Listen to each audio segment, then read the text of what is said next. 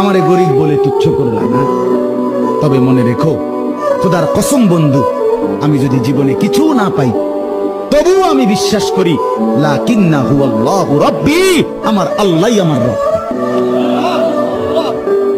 ওয়ালা উশরিকু বিরাব্বি আহাদা, আমি আমার রবের সাথে কাউকে শরীক করব না।